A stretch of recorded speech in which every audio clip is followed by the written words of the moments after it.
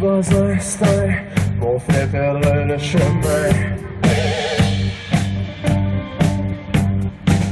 La caverne de velours m'a fait prendre un léger détour. Dans la toundra dorée, un pain blanc, la sève gorgée. Et me sous-bâtis comme un toit. La nuit, tous les lits sont gris. Bir şeyler söylemek ister misin? Konserleri çok severdim. İyi ki konserler yapacağım.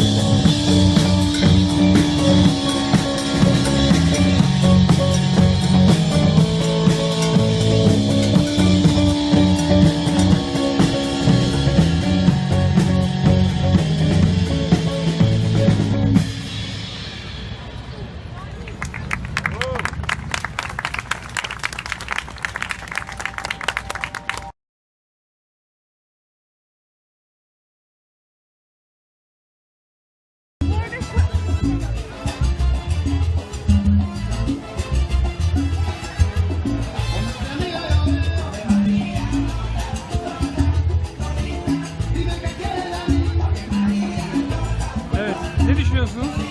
Dans etmek istiyoruz şu an. Ama nasıl dans edilir bilmiyoruz. Hadi ben seninle dans edelim. Teşekkür ederim. Ömer bir dans etsene be. Evet. Evet Ömer gel. Gel.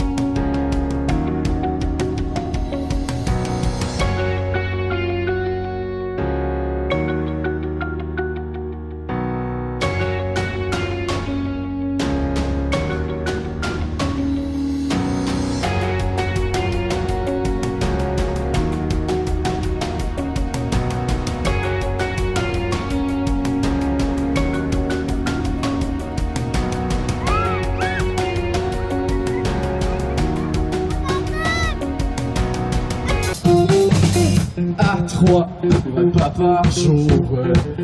Bien niqué, il est vrai. Au-dessous, mais mon accès au sexe de bon manger. Tout ça n'est que lui. Et caprice, les amoureux, moi je n'ai pas envie, non, de mourir, c'est pas pour moi, je dois dire, c'est pas pour moi, je dois dire. Montreal'in en büyük köprüsü. Köprünün adını bilmemekle beraber uzun zaman şöyle karşıdan gördüğümüz köprünün nihayet üstünden geçiyoruz. Şöyle. Çünkü Kebe'ye gidiyoruz.